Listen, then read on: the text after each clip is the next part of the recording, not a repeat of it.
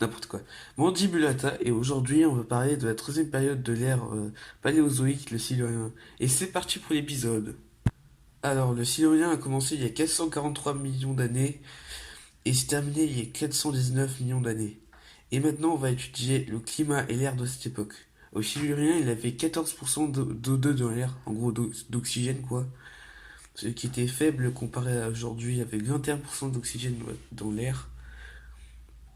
La température moyenne était de 17 degrés, ce qui est de 3 degrés de plus qu'aujourd'hui. Le niveau de la mer était de 180 mètres de plus comparé à l'actuel, ce qui est énorme quand même.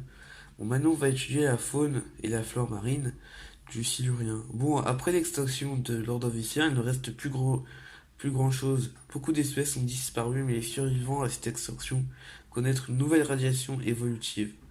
Après la fin de l'ère glaciaire, le niveau de l'eau a augmenté, ce qui fait refleurir la vie marine. Au Silurien, les descendants d'Astapris se multiplient avec Cephalaspis, un poisson cuirassé sans mâchoire.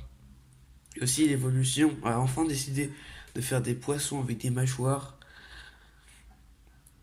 Puis les poissons à mâchoire développent un squelette en os, vu qu'avant c'est du cartilage. Et puis des nageoires dignes de ce nom apparaissent. Du coup, les poissons peuvent coloniser toute la colonne d'eau, finie la limite au fond des océans du fait qu'ils n'avaient pas de nageoires. Bon, maintenant, allons faire un tour du côté des arthropodes il y a 435 millions d'années. Les premiers arachnides apparaissent, suivis par les premiers mille pattes ou myriapodes. Au Silurien, les premières plantes apparaissent. Les algues qui vivaient près des côtes et qui étaient habituées à passer un certain temps hors de l'eau, peu à peu s'affranchissent du milieu marin. Ces premières plantes se nourrissent des sédiments déposés par les marées. Les premières vraies plantes apparaissent comme Cooksonia. C'est une plante avec des tiges de quelques centimètres de hauteur pour diffuser ses spores dans l'air. Elle fit face à la gravité et évolua pour créer une sorte de squelette hydraulique avec une cire protectrice. À la fin du Silurien, elle se munissent de stomates pour une respiration aérienne. Et comme à cette époque, il n'y a quasiment pas de nutriments dans le sol, elle crée des rhizomes, des sortes de réserves de nourriture qui, et bientôt, elles auront leurs premières feuilles. Et qui dit plante, dit premiers animaux terrestres. Les premiers arthropodes sortent de l'eau et puis se terrestrialisent. Ils ont été attirés par la manne de poissons morts charriés par les marées. Les premiers insectes apparaissent et une petite faune terrestre se constitue. Au Dévonien, les poissons sortiront de l'eau pour conquérir la terre.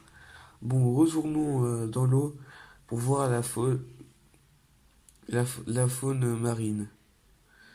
Les zooptérides ont survécu à l'extinction et ont développé des tailles immenses, à l'image de Pterygotus et plein d'autres animaux fleurissent. Les coraux se multiplient, les récifs coralliens apparaissent, les crinoïdes et les brachiopodes explosent en nombre, et les trilobites renaissent et les nautiloïdes commencent à avoir des formes cheloues.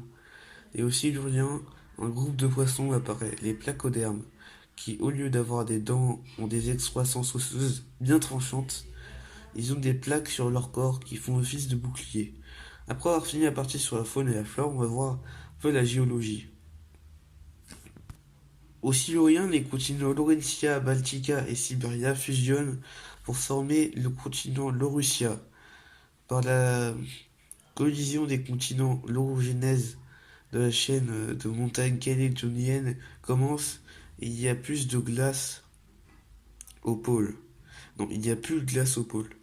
Et voilà, enfin fini, et j'ai enfin fini l'épisode, et à toutes pour un prochain épisode, je sais pas c'est sur quoi.